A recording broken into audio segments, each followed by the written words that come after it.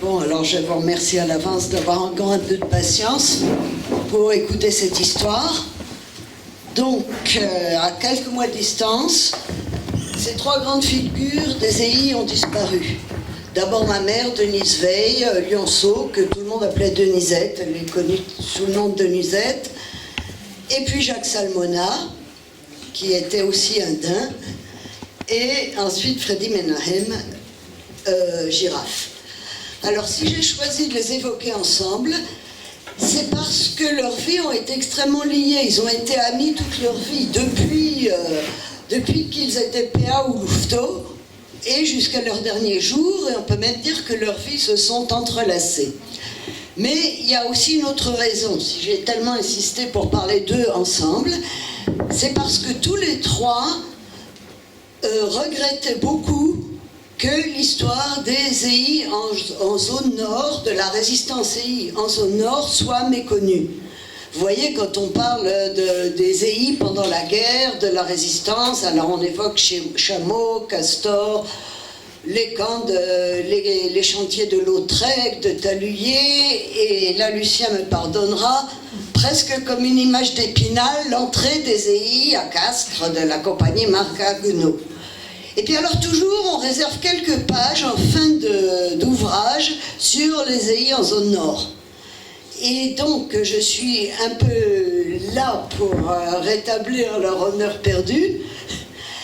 Leur résistance n'était pas moins courageuse, et elle était même plus dangereuse, parce que vous savez que 3/4 des Juifs qui ont été déportés pendant la guerre ont été déportés à partir de la zone nord.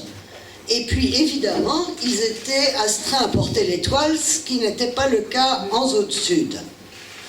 Je vous rassure tout de suite, je ne vais pas vous faire un cours d'histoire. Je voudrais simplement évoquer quelques ambiances. Les ambiances, vous faire partager l'ambiance où tout cela s'est déroulé. Alors, la première ambiance, c'est celle de la rue Claude Bernard. Donc les EI en zone nord, après l'exode, réussissent à se reconstituer sous l'influence d'un ancien commissaire qui est revenu de captivité, qui s'appelle Fernand Musnik. Ils réussissent à louer un local rue Claude Bernard.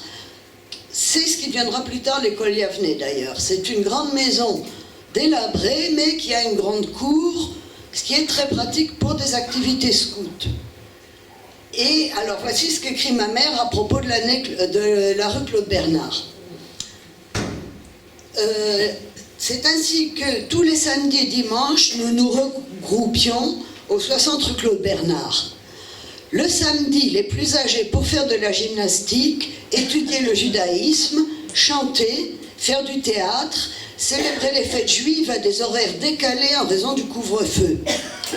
Et le dimanche, même très jeunes, nous étions promus chefs et cheftaines, et nous sortions les enfants le plus souvent dans des campagnes accessibles du département de la Seine.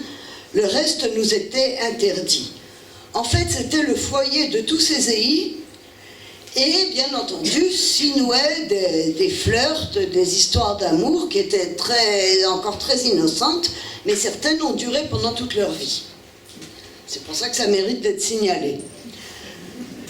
Donc, le local de la rue Claude Bernard, dans ce local, on y trouve d'abord Jacques Salmona, qui est né à Paris en 1923 dans une famille récemment immigrée de Salonique. C'est un jeune homme très brillant puisque en 1942, il est déjà ingénieur des arts et métiers. Et aux EI, il a déjà rencontré Lydia Tibadel Chaim Aroukim, qui sera la compagne de toute sa vie. On y trouve aussi Freddy Menahem, Girafe, dont on vous a parlé tout à l'heure, qui lui naît à Salonique en 1924 et arrive en France en 1930. Alors sa famille, pour le rendre plus français, ça on vous en a déjà parlé, mais vous allez voir c'est important, l'inscrit comme pensionnaire dans une école de jésuites près du Mans. Et dans cette école, il est le porte-crosse de l'évêque. Vous allez voir, ça va avoir une importance pour ce qui va suivre. Et puis comme il décide de ne pas se faire baptiser, il revient, oui, il revient à Paris et il poursuit ses études au collège Volin qui deviendra le lycée Jacques Decour. Alors c'est un fervent patriote puisque avec sa troupe scout en 1940 il assiste les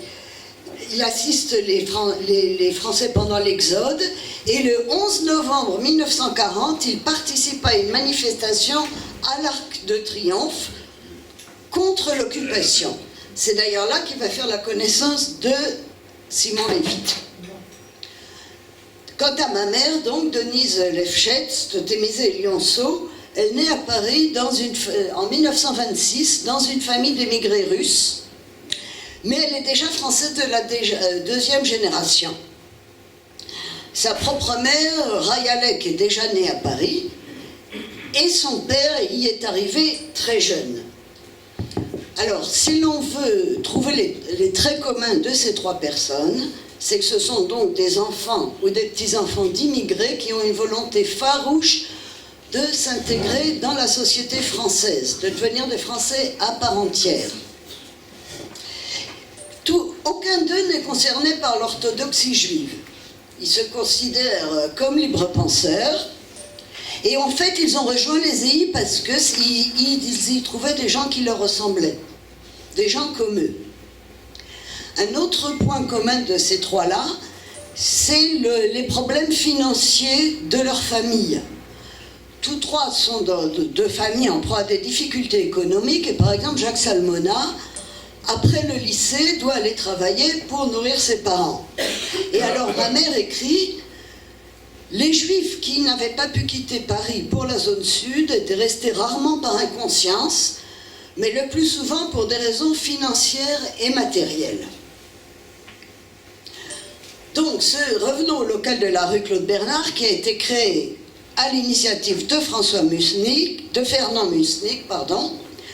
et il se donne pour adjoint mon propre grand-père, qui s'appelait Emmanuel Lefschetz, et qui est un personnage clé de cette histoire. Alors je vais le situer en quelques mots. Il naît donc d'une famille d'origine russe et il ne fait même pas sa bar mitzvah. Donc il n'est pas du tout concerné par le judaïsme, mais par contre il est très intéressé par le sionisme. C'est un grand nageur, un grand sportif, et il rejoint le Maccabi dont il devient un des responsables. Et en 1945, c'est lui qui conduit la délégation du Maccabi en Palestine au Maccabiade, en compagnie, en tenant ma mère par la main, qui était alors âgée de 9 ans. Donc, c'est lui qui va diriger la maison de la rue Claude Bernard. Entre 1940 et 1944, la région EI de Paris voit ses effectifs passer de 300 à 600 membres. Il n'y a aucune publicité, tous sont recrutés de bouche à oreille. Et il y a toutes les unités, louveteaux, petites ailes, éclaireurs, routiers. Et ceci, malgré les arrestations de nombreux jeunes et de plusieurs chefs. Freddy Menahem a reconstitué la troupe Josué, dont il était le chef avant la guerre. Jacques Salmona a créé la troupe Gédéon. Quant à ma mère, elle est encore simple éclaireuse et va bientôt devenir cheftaine. Alors, rue Claude Bernard, tous ces chefs, et même les plus jeunes, connaissent une certaine rejudaïsation. Voilà le témoignage de Jacques Salmona. Nous avions de nombreuses réunions de chefs rue Claude Bernard. Par réaction à l'occupation, nous avons repris une vie religieuse relativement intense. Un juif polonais, lévrier, très versé dans l'étude des textes et des prières, nous faisait parfois des causeries. Alors ceux qui connaissent le terrain savent que la rue Claude Bernard est très proche de la synagogue de la rue Vauquelin. Elle a été entièrement vidée par les Allemands, qui a emporté les livres, les Sifrei Torah, etc. Mais elle est réinvestie par les EI qui vont emprunter un Sefer Torah au grand rabbin Veil, rue de la Victoire, le rapportent clandestinement rue Vauquelin et organisent des offices et même des bar mitzvahs. Et ma mère m'a raconté qu'en 1943, elle a même donné un seder entier pour les jeunes dont elle était la cheftaine, mais elle l'a donné à midi à cause du couvre-feu. Alors un grand événement qui est évoqué par tous les trois, qui s'est passé rue Claude Bernard en 1943, c'est la visite de Castor. Au son de la Marseillaise et de la Hatikva, les EI l'accueillent dans la cour en grand rassemblement. Pardon ? Et voilà comment raconte Jacques Salmona. Nous nous étions préparés pour le recevoir et sous la direction de Lefschetz, nous avons organisé une réception en grande pompe digne des grands jours du mouvement. Les 3 troupes et 3 sections d'éclaireuses étaient rassemblées. À son arrivée, chacune à son tour entonna son chant de troupe, puis chaque chef ou cheftaine fit un petit laïus de présentation. Castor nous dit alors son étonnement et sa joie de voir que malgré les difficultés de l'occupation, nous avions réussi à maintenir les EI. Et voici ce que dit Freddy Menahem à propos du même événement. Castor, pendant son passage, a créé un cercle d'études pour les chefs et les cheftaines. Tivliyut, harmonie. Toujours visionnaire, Castor nous entraîne loin des réalités quotidiennes sans que cela nous apparaisse vain. Alors, cette formule présente une certaine ambiguïté. Castor nous entraîne loin des réalités quotidiennes. Il semble que les chefs aient été un peu déconcertés, sinon plus, par le manque d'intérêt de Castor pour l'action clandestine. Vous savez qu'on était déjà en 1943. Mais là, je n'insiste pas sur ce point, ça vaudrait le coup d'en parler longuement. L'ambiance, donc revenons un peu en arrière, l'ambiance change radicalement, évidemment, en mai 1942, quand les Juifs sont astreints au port de l'Étoile. Au mois de juillet, les EI, par une source, sont avertis de l'imminence de la rafle. Alors ils se rendent 2 par 2 dans les appartements des Juifs concernés pour leur demander de s'enfuir, de se cacher. Mais ils n'ont pas beaucoup de succès, parce que beaucoup ne les croient pas, et puis la plupart ne savent simplement pas où aller. Quand la rafle commence, les EI sont apostés tout autour du Veldiv, en essayant de faire sortir les enfants. Mais ça ne marchera pas, ils n'arriveront à sortir personne. Par contre, l'UGIF réussit à arracher 400 enfants au Veldiv qui auront le statut de prisonniers, mais qui seront placés dans des maisons d'enfants de l'UGIF avec d'autres enfants qui ont été cachés tandis que leurs parents ont été arrêtés. Donc, je vais vous parler maintenant de l'ambiance de l'asile israélite de la rue Lamarck, qui deviendra plus tard le centre Guy Patin, où une partie de ces enfants ont été hébergés et confiés à la garde des EI. Pendant 3 mois, des chefs de patrouille et des chefs de clan, c'est-à-dire des jeunes de 14-16 ans, doivent organiser la centaine de couverts quotidiens, le couchage et aussi des activités pour lutter contre le chagrin et le traumatisme de ces arrestations. Alors ma mère m'a raconté une anecdote, c'est qu'il n'avait nulle part pour faire jouer ses enfants puisque les squares et les jardins publics étaient interdits aux Juifs et qu'il ne pouvait pas quitter le département de la Seine. Elle a eu l'idée de s'adresser à une école, au supérieur d'une école catholique, l'école Rocroi-Saint-Léon, pour lui demander l'autorisation de faire jouer ses enfants dans la cour le jeudi et le dimanche. Et il a accepté. Et c'est comme ça qu'on a pu les sortir un peu de ce centre de la rue Lamarck. Alors c'est là qu'entre en scène Simon Lévite, enfin je pense que beaucoup d'entre vous savent qui est Simon Lévite. Donc en 1942, il est responsable de l'organisation du réseau clandestin MJS, Mouvement de jeunesse sioniste, et responsable de la 6e dans les 2 zones. Alors, la 6e, je pense que tout le monde sait de quoi il s'agit, mais si jamais quelqu'un l'ignorait, je rappelle que c'est l'organisation clandestine des Juifs des EI, oui, l'organisation clandestine des éclaireurs israélites, qui se dirige sur 3 axes, la zone sud, la zone nord et la résistance armée. Simon Lévite fait la jonction entre la zone sud et la zone nord. Et il demande à Emmanuel Lefschetz, qui est donc le directeur de la rue Claude Bernard, d'accepter la responsabilité des 2 réseaux, MJS et EIF, en sa qualité de seul adulte de ces 2 groupes. Et peu après, donc, la 6e sera créée en zone occupée. Et la création de la 6e sera confiée à Freddy Menahem. Voici comment il témoigne de cette création. Un soir de mars 1943, je fus convoqué dans le bureau d'Emmanuel Lefschetz, rue Claude Bernard. Simon Lévite m'expliqua ma mission. Réunir une équipe, créer une officine de faux papiers, prendre des contacts avec la population juive de Paris, faire échapper le maximum d'enfants à l'arrestation et à la déportation, découvrir des points de chute où ils pourraient se cacher jusqu'à la fin de la guerre. Tout ça sur les épaules d'un jeune homme de 19 ans. À aucun moment, nous nous sommes posé des questions, tout allait de soi, notre présence aux EI, l'acceptation de l'idéal EI constituait une réponse en soi non discutable.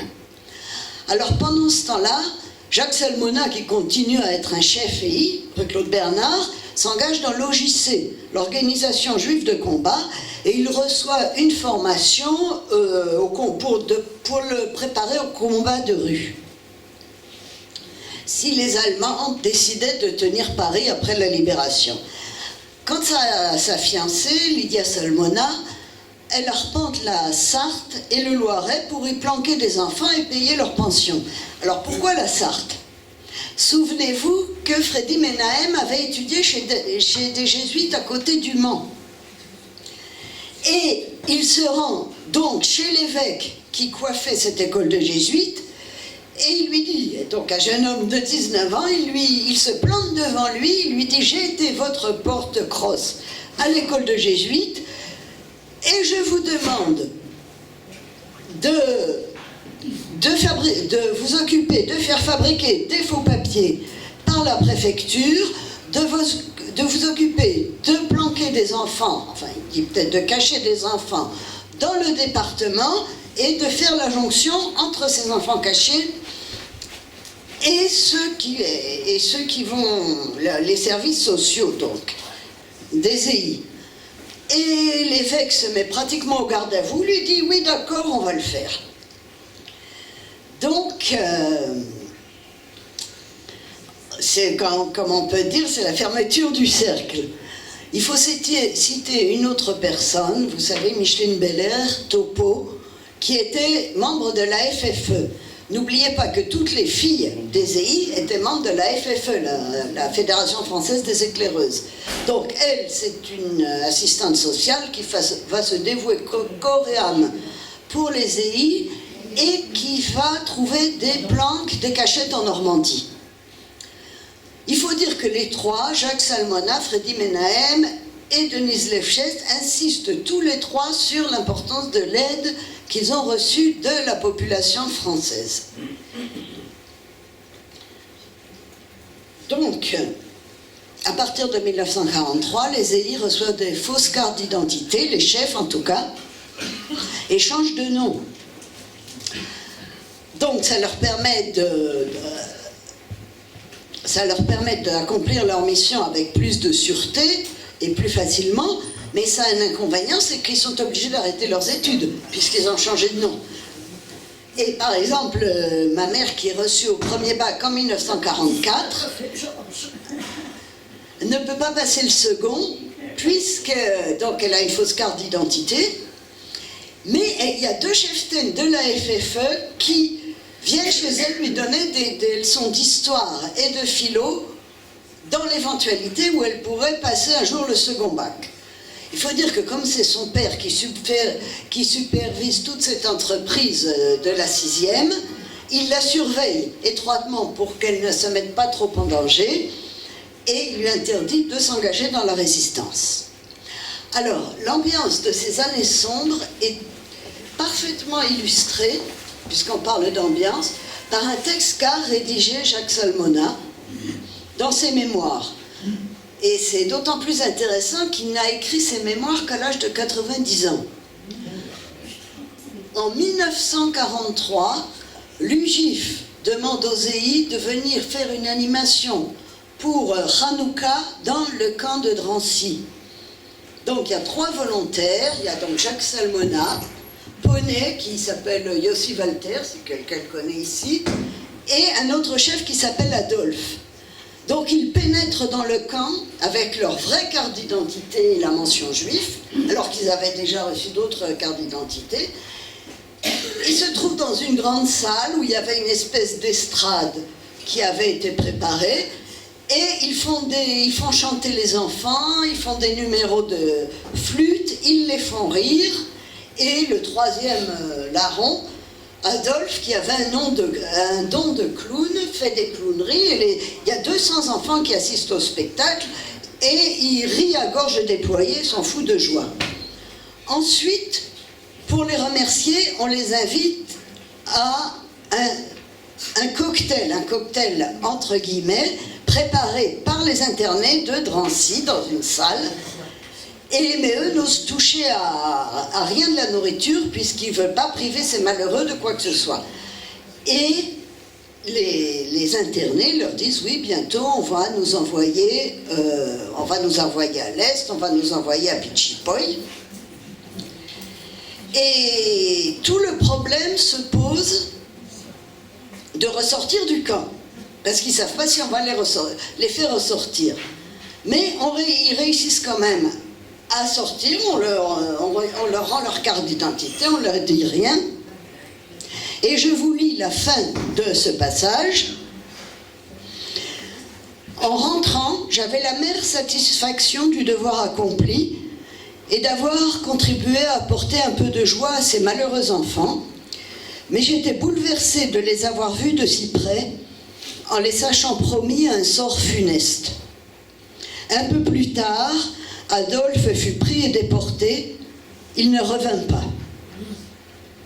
Alors, puisqu'on essaie d'évoquer les ambiances, une ambiance, cette fois-ci, totalement démoniaque, je pense que beaucoup de gens connaissent cette histoire parmi vous, c'est celle du dernier convoi.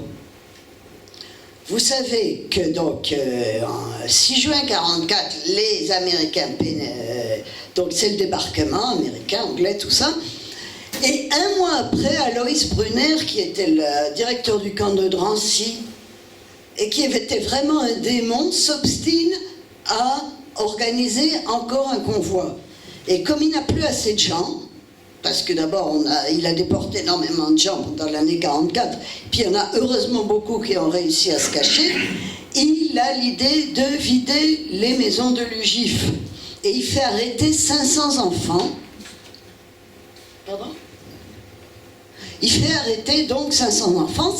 La plupart de ces enfants étaient donc sous la garde des EI.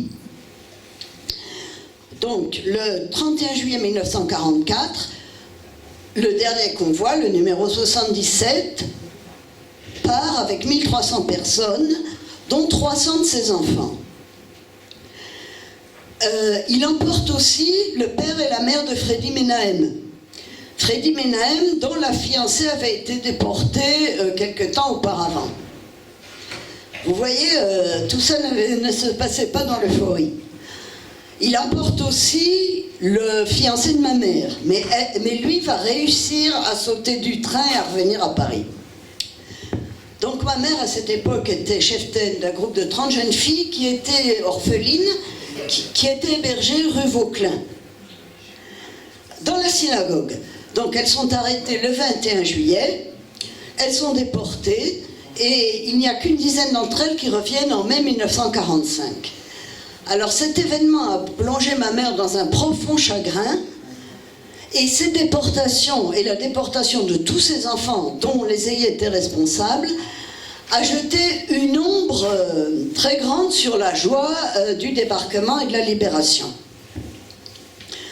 Une autre ambiance, c'est celle de la libération de Paris, à partir de 1944, du mois d'août 1944, Jacques Chalmona, donc, qui était dans l'organisation juive de combat, participe au combat de rue, mais il est blessé au bras, donc il est hospitalisé rapidement.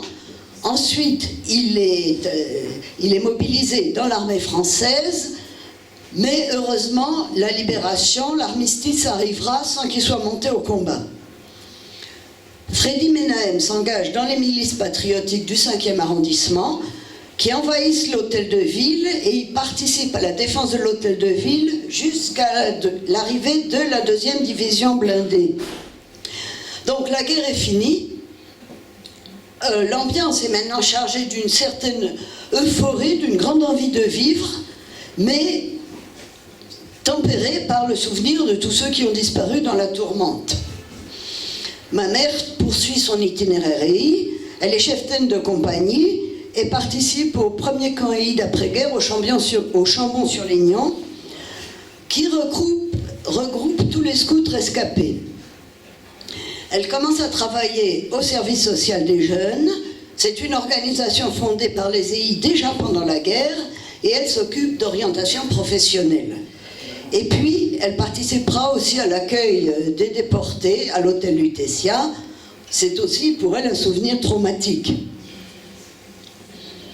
Après la guerre, donc Freddy, Jacques et Denisette vont reprendre tous du service aux EI, ils vont tous devenir commissaires au début des années 50.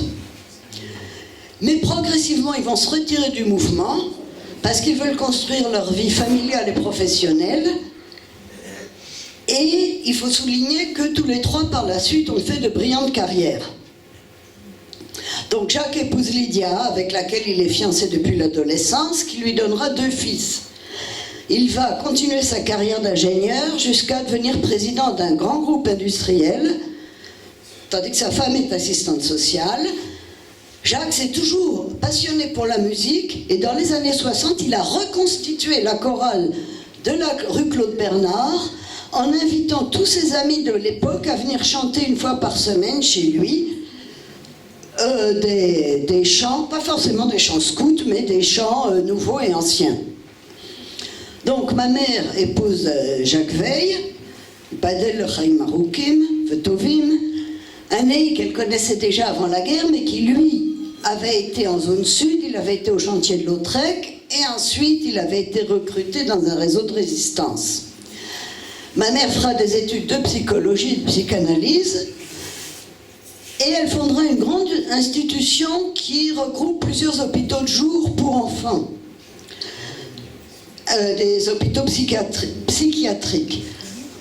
Un de ces établissements va bientôt porter son nom, et nous, ces 4 enfants, nous en sommes très fiers. Quant à Freddy Menahem, il va devenir médecin pédiatre. Il épouse Ruth Milgram, son ancienne éclaireuse, et ils deviendront... Et Ruth sera aussi psychologue et psychanalyste, ce qui fait qu'elle aura beaucoup de relations avec ma mère. Ils auront 3 enfants. Freddy va aussi devenir un grand joueur de bridge, et il sera nommé as de pique, c'est-à-dire l'équivalent de champion de France de bridge.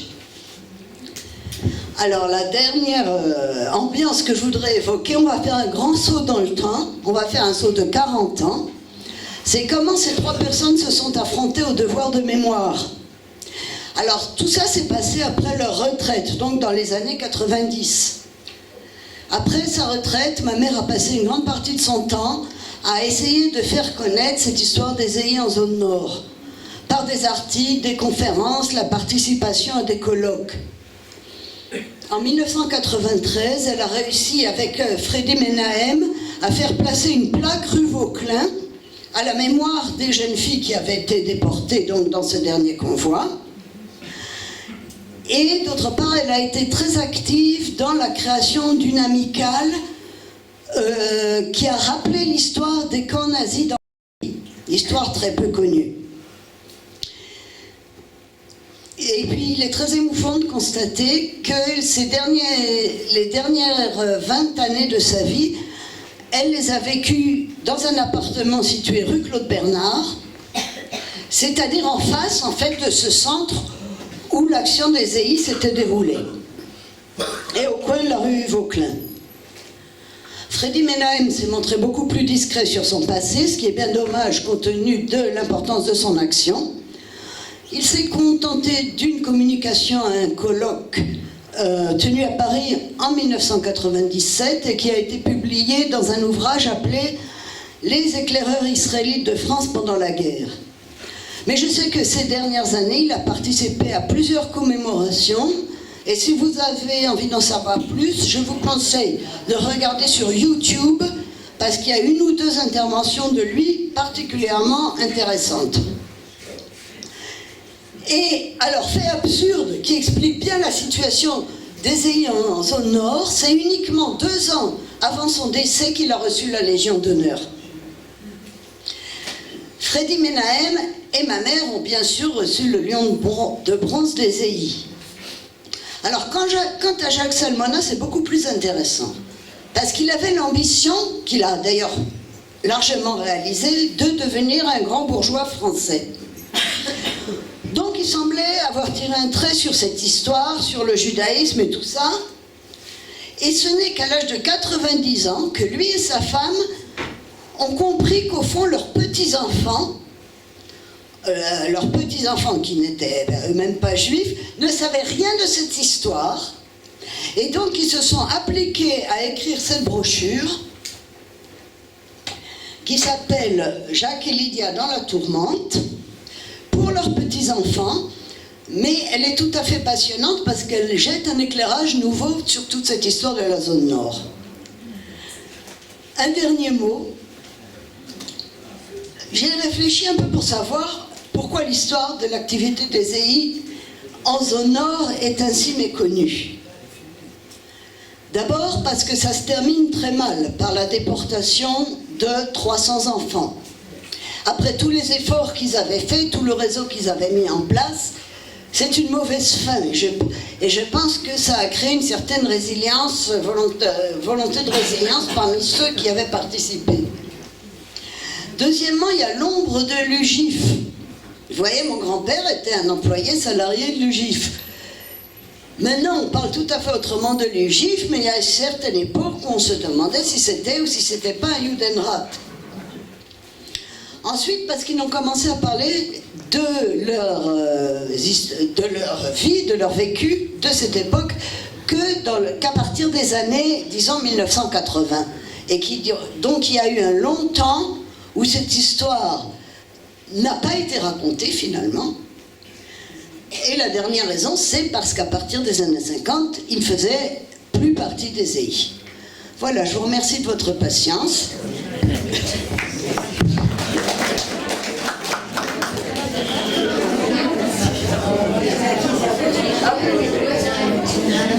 Merci Barbara. Je pense que vu l'heure, on ne va pas commencer à poser des questions, mais si vous insistez beaucoup, on peut faire une soirée 6e norme. Si Claude Dodel veut bien venir dire El Malek Haramim.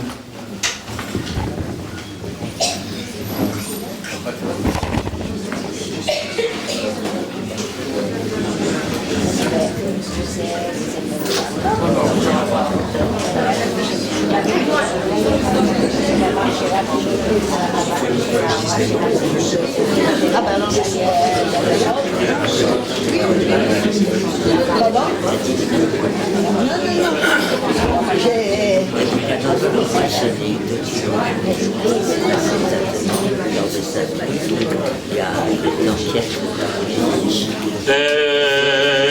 אל מונה רחמים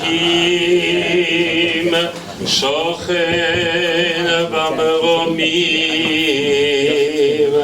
המצא מנוח נכונו על כנפי השכינו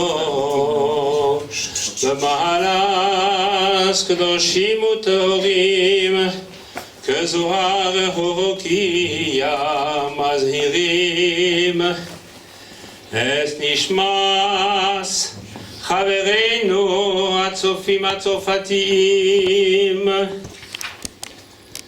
Sudarski Gilbert, Chor Gabi Figaro, Leub Lucien, Cigogne douce mais coriace, Meyermog Jacques Lou, Picard Colette Boutchou, Étinger Henri Tatou, Touati Samuel Fanny, Veil Denise Lionceau, Hamel Michael, Bengal Elie Pierre Bloch, Bénichou Gabriel Pinson, Salmona Jacques Dain, Menahem Freddy Giraffe, Lévi Mick, Bobot Lionel, Dré Raphaël, Weiler Benjamin, Grosse Beno, Lemel Claude, Choucriel Robert, Tigre affamé.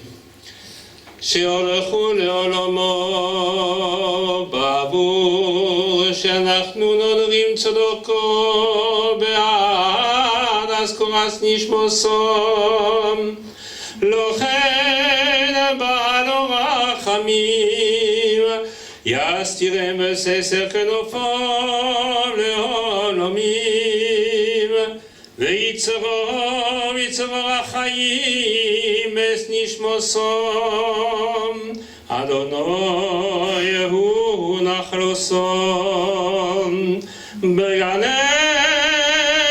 עדן תהא מנוחו סום וינוחו על משכבם בשלום ונאמר